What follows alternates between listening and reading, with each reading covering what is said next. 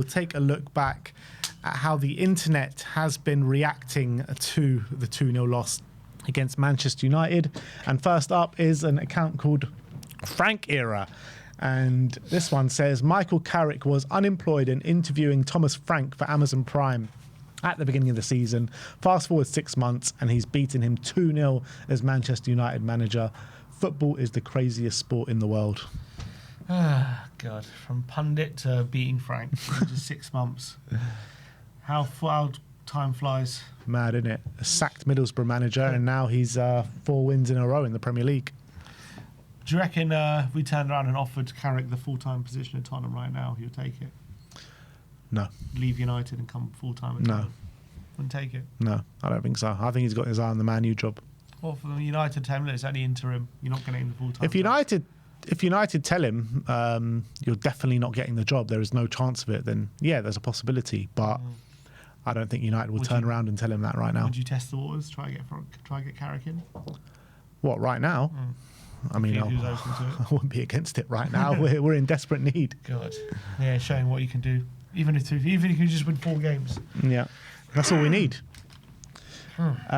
Spurs Global saying, here's a look at the next 5 fixtures for the teams in the relegation battle. And this is what I was talking about before. So Spurs, Newcastle home, Arsenal home, Fulham away, Palace away. And the last one there is Liverpool away, which you can't see. But out of those games, what's your score?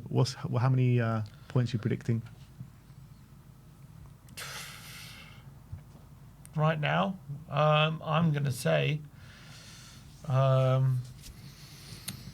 loss, 2 points. 2 draws to Fulham and Palace, I think. And then the rest I think we lose Arsenal for sure, we lose Fulham for sure, we lose Liverpool for sure.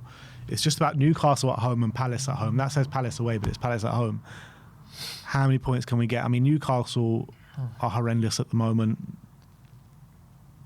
I think 2 points. Maybe 4. I think we're more likely to go to Fulham and get a point than Newcastle, in my opinion. I disagree. I think we're more likely to get a point against Newcastle than we are at Fulham away. Fulham are such a good home team. Yeah, but I feel like we're more likely to actually get a draw there because I think they'll more likely settle for a draw, whereas Newcastle will more likely beat us. So they'll try and win. Newcastle will try and win, which might play into our hands a little bit. Not with the injuries we have. Yeah, that's all. Yeah, 100 true. I don't think we're going to win either of them. I just think that we're more likely to beat Newcastle than we are Fulham. But look, the margins are not big between them, let's be honest. In terms of Palace, how many points do you reckon they're getting? Burnley at home, Wolves at home, Man United away, Tottenham at home and Leeds at home. Tottenham away. I reckon out of Burnley and Wolves, they probably get at least 3. I reckon 4 points from those 2. Maybe 4. Probably lose to United, probably get a draw at us, and probably draw with Leeds. So 6 points. Yep. So judging by our predictions, they'll be well above us by the end of this 5 games. Leeds, Chelsea away, Villa away, City at home, Sunderland at home, and Palace away. So you've said 1 point for the Palace game. 1 point. I reckon they beat Sunderland. I reckon potentially a draw away at Villa. But other than that, I think they probably lose to Chelsea and City. Yeah. So I'm saying 1, 3, 4 points. Yep, so they'll be above us. I agree with the assessment. Forest, they'll probably beat Wolves. I think they lose to Liverpool. Well, they beat Liverpool at Anfield 3-0. I know, but I think Liverpool beat them. I reckon out of Liverpool and Brighton, they probably pick up at least a point. Yeah, I think they could get a point at Brighton away. City away, they probably lose, and Fulham at home, they could win that. They could beat Fulham at home. Also 5 points? So 6, 7 points. Yeah, so they'll be above us. West Ham. Man United at home, Bournemouth at home, Liverpool away, Fulham away, Man City at home. So it is difficult. I reckon 4 points. I reckon they beat Bournemouth. I reckon they could get a point at United, Yeah. And I reckon they could also get a point at Fulham. I reckon they lose Liverpool, Fulham and City, but I reckon they could get 4 points over the next I two. don't think they lose all three of those. I think Fulham. I reckon they can get something at Fulham. Yeah, maybe. I would say, I reckon 5 points. 5 points. So how many points would that leave us above the relegation zone with our predictions? 3. Wow. After the next 5 games. If we only get 2 and they get 5, that'll leave us 3 points or 4. So with our predictions, that leaves us, after the next 5 games, 17th, 3 points above the drop. It's very realistic.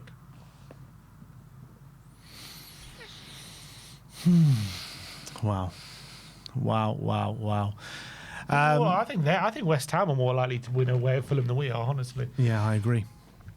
All right, this is a quote from Frank yesterday. Frank, if you look at his career, Romero hasn't had many red cards. The reporter goes, he's had the most red cards for Spurs. And he says, yeah, but not in the Premier League. And then the reporter goes, yes, he's had the most for the club. And Frank goes, oh, I didn't know that. Thought he was a stats guy. He doesn't do himself much favours. Yeah, I know. It's a bit of a faux pas there by Thomas Frank. I guess from his point of view, he's thinking before yesterday, he'd all had 3 Premier League red cards. Yeah. Like since he's come to the club, so it's not like crazy amount. But then yesterday, 4th one, and now it's the most for Tottenham in the Premier League, and so now he looks stupid. But yeah, it's not just. I mean, it's 6 since he's come to the club. That is a lot, man. That is a lot. Remember, the other one was against AC Milan. Who was the other one against? He had one against Vitesse. Vitesse, yeah. Jay says, effing disgrace this. And this is Romero's red card. So Vitesse, Man City, Milan, Chelsea, Liverpool, Man U. It's always big games. Look at that. It's true, actually. Or big teams. Yeah. City. So he's just missing Arsenal, and then he's got all the big 6. Yeah. Not going to get that this season. No, not going to do it this season. Yeah, but if you look at it, it's a weird one, isn't it? Like, obviously, 2023, he had 3 red cards in that year. Then he went over 2 years without a red card. Yeah. And now he's got 2 in quick succession. Yeah. I think that narrative as well definitely plays when it comes to Romero is in terms of, he's a liability, just red card waiting to happen, when in February 23 and March 23, so 2 red cards within 2 months. And same here, December 25 to Feb, so 2 red cards within 3 months. So then obviously it's fresh in the mind, these red cards happen in quick succession. I think that obviously doesn't help him. It doesn't help him in these games, are like the memorable games, the games against the big 6, you know what I mean? It's a weird one. Either there's an absolute great game or he gets sent off. That was his first away red card for us. Oh yeah, look at that. All of them are at home. Cassandra says that's never a red card. Romero's most unfairly refereed player in the world. He has the ball, being fouled, fights through it, makes contact while kicking the ball, sent off. Absolutely comical. The game is gone. And I agree that he is an unfairly ref player. I do agree with that. And I think that the challenge that he made in the opening 10, 15 minutes in the game was evidence of that, because he got the ball and the free kick was given against him. And I think that happens a lot with Romero. He does win the ball quite a bit and gets penalised for it. However, I don't think that was the case for this red card. I think it was a red card, and I think he only has himself to blame. It's true that he was being fouled before that, wasn't he? And he played play on, and then he ended up obviously getting sent off with that challenge. I wouldn't say it was never a red card. I don't think that's true. I think he definitely gave the referee a decision to make, and I don't think it was a wrong decision given the challenge. I do think it was unfortunate how it all unfolded. Like, I don't think it was malicious or anything. He did kick the ball and then followed through, and it landed on his ankle. But at the end of the day, you got to be aware of the details. I feel like Romero sometimes can just be reckless in the terms of I'm just making this challenge. It's going to be a strong challenge, and whatever the outcome is, the outcome is. And the outcome on this occasion was he landed on someone's ankle, and he's got to think a bit smarter than that. Yeah. If he just like kicked the ball and didn't follow through as much, which is possible, he probably doesn't end up getting sent off. Yeah. 17 COYS says Romero plays well, Frank's job is saved. Romero plays bad, Frank's job is saved. Romero scores, Frank's job is saved. Romero red card now, and Frank's job is saved again. It's a weird one, isn't it? Yeah. Yeah. Why is Frank so closely tied to Romero? I think maybe just the lesson to learn from this is that Frank's job is safe. Always safe. Yeah, always safe. 1882 Spurs that saying today is all on Romero. We were playing quite well before the sending off as usual. A Brazilian Romero goes after. That's so true. He always seems to go after Brazilians. Yeah, whether Richarlison or Bruno, I feel he goes after him as well. Yeah. Now Casemiro. That's it from me. I want Romero out in the summer. Good defender, but absolute liability. And look, you might get your wish regardless anyway. Yeah, look, as I say, I don't agree with that narrative that he's just a white liability and all that. And I understand these things happen, right? What's happening right now, and definitely the narrative is strong because he's picked up a red card not so long ago. He's obviously been speaking out on the board, so a lot of the conversations about him, the eye is on him at the moment because of the current situation with him calling out the board. So the focus is on him. He's kind of asking for that attention. So anything that goes wrong, he's going to get people who disagreed with him calling out the board, doubling down and saying, and look at now, he's not even a good player as well, and all that kind of stuff. I don't agree in general. I think there's reasons for what's happening, but I also agree he did let us down yesterday, and also he gets sent off too much, and he should try and help with that. That's true. And so he's not the perfect player or defender. He definitely needs to work on how he goes into challenges. And given the fact that he's 28, he should be a bit more, with that kind of stuff.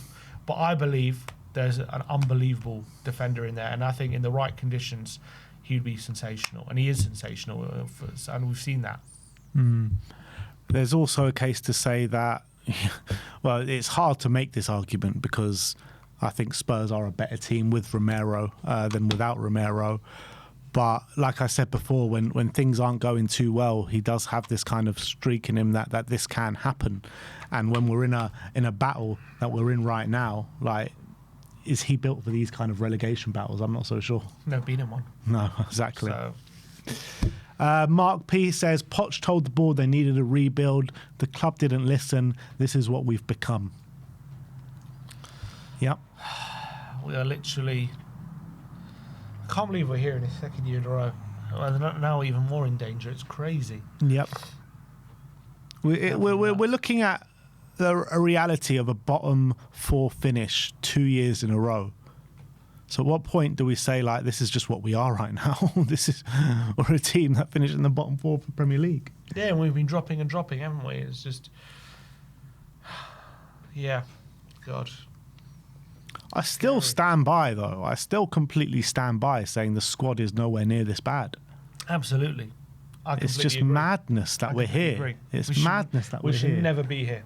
We should never be here in a million years. I think the squad is way better than this, but it's hard to make the argument right now when we were 17th last season and 14th, but again, and 14th now. But again, if you look at, for me, if you drill a bit deeper, I think you can see the playing staff is not the main problem, albeit some people will put it down to that. But I think injuries combined with managerial decisions, combined with how the hierarchy is running, some of the stuff I think is why we are where we are. I think a lot of these players would look at home very comfortably. A lot of teams higher up the league than us. Yeah.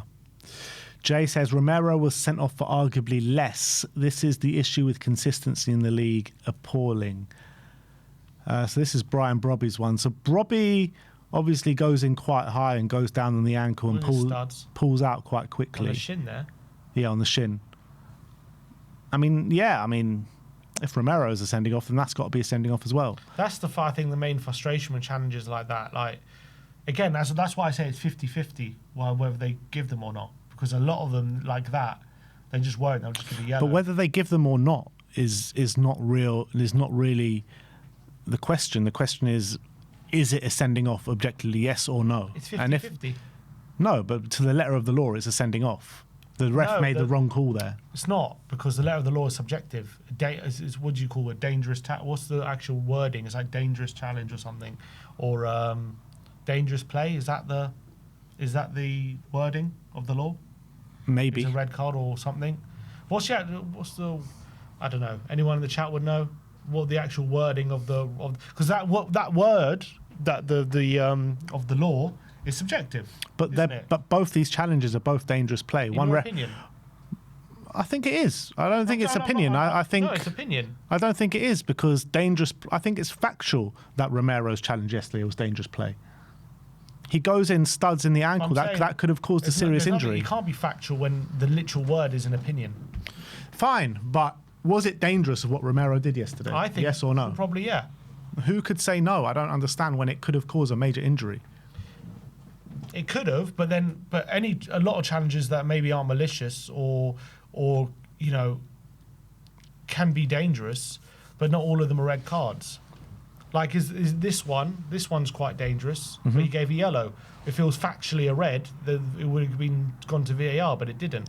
Could it be wrong or not? But there's a lot of these challenges like this that do just get away with yellows, and they're not seen as necessarily dangerous enough for a red. My point being is for these kind of challenges where it's kind of like borderline, it's 50-50. Sometimes you're going to get it, sometimes you're not.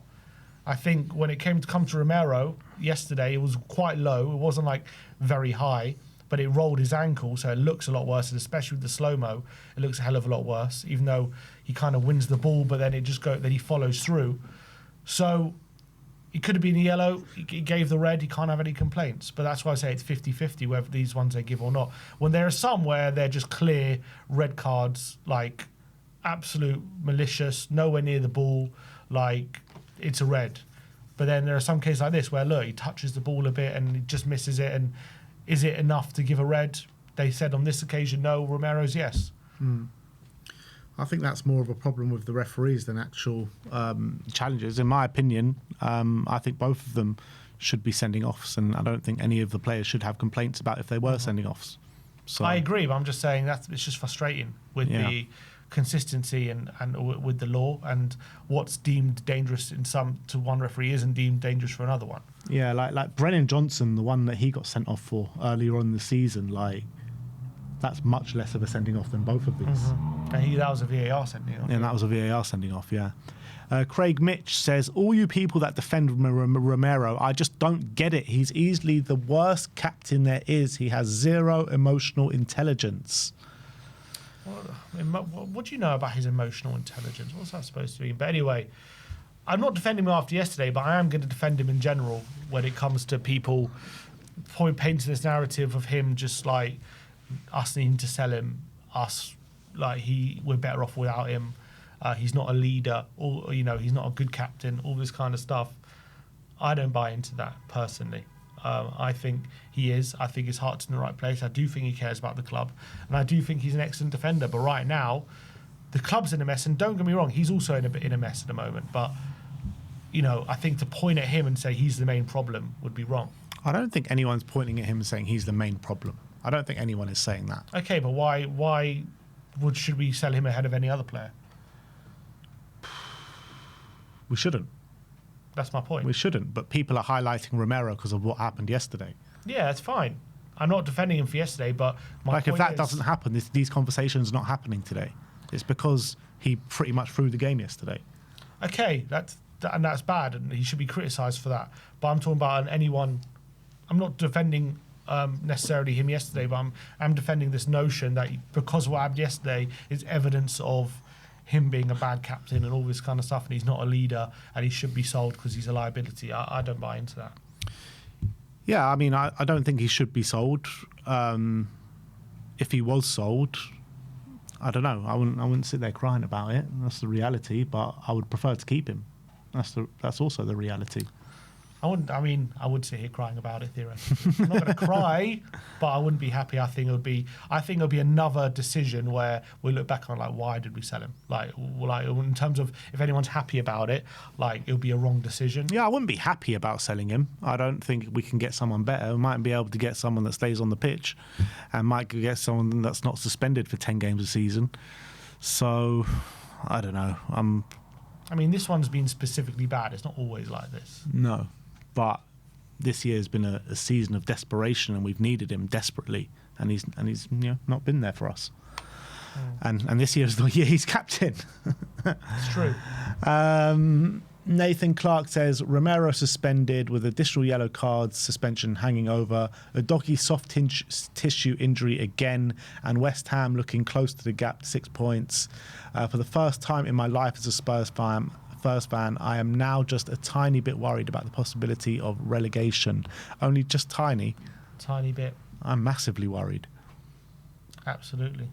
As I say, we're not favourites for it, but doesn't mean we're not in it. And doesn't mean we're not one of the candidates. And it's a very real possibility that we could be dragged actually into the relegation zone, like at some point this season. Yeah. Like that is a very real possibility. Simon Jimenez says, some of you need to give it a rest. Ridiculous to hear some of the fans label Romero is a liability when he's one of the biggest reasons we lifted our first trophy in 17 years just 8 months ago. He's not perfect, but talking about him like he's a weakness for this team is ludicrous. Yeah, and that's kind of I agree with that. But I think like with Romero, like over the course of a season, or particularly this season, has highlighted it probably the best and the worst of Romero. Like he's got us so many points just by himself, just like with these goals. But then again, you know, he's not been there a lot of the time for the team as well. So I think you've seen a lot of good and a lot of bad. So this is what I'm talking about, the consistency. I know, but again, I would say, I'm not saying Romero doesn't take responsibility for his bad performances, but I think all bad moments. But I think again, a lot of it is a consequence of the bigger picture rather than just zooming in on him. There's a lot of players, like Porro's not had the best season. Is it because he just has to take responsibility for being bad, or is it a consequence of the bigger picture? I think a lot of players at the moment, Vicario as well, I think he's not having a good season. Is it because of him himself, or is it a consequence of the bigger picture? I think you can zoom in a lot of players, but I think I understand Romero's captain, so hold himself to a higher standard, all this kind of stuff. But all I'm saying is I think right now he's not having a good time of it.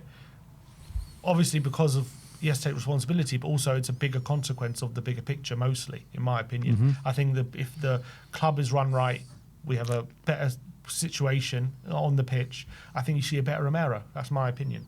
Yeah.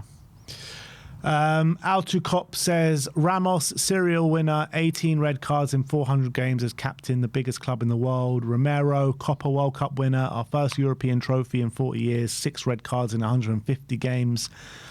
But our fans and media wet their fucking knickers and want rid.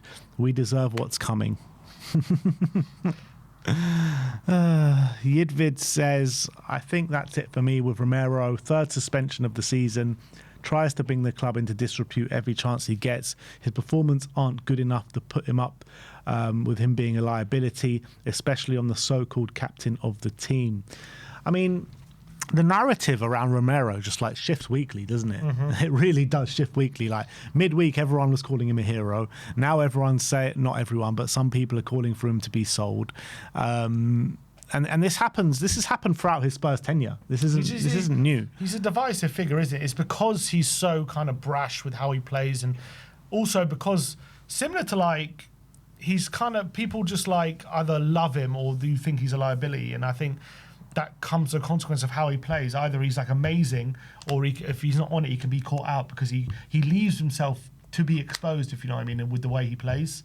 Because he can either be, if he's absolutely on it, and he's perfect in the game, he can be unbelievable and one of the best players in the league. But then as soon as he's off it by 1% or whatever and he's caught out, he leaves himself to be exposed because the way he plays leaves himself either with a foul or caught out of position because he's so proactive and so aggressive.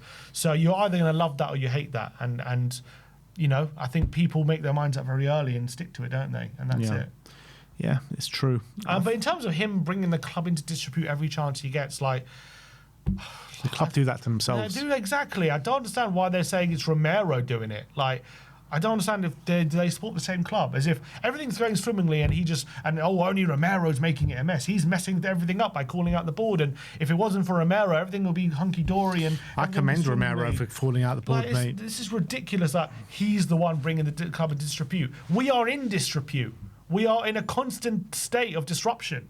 So to say that Romero's trying to shake things up to get the board to realise, look, you're not doing enough here. Like, we are in the shit and we are struggling and we are needing help and you're letting us down. And to suggest that him doing that is the disruption, not the board themselves performing the way they are, disrupting the football club, is crazy to me.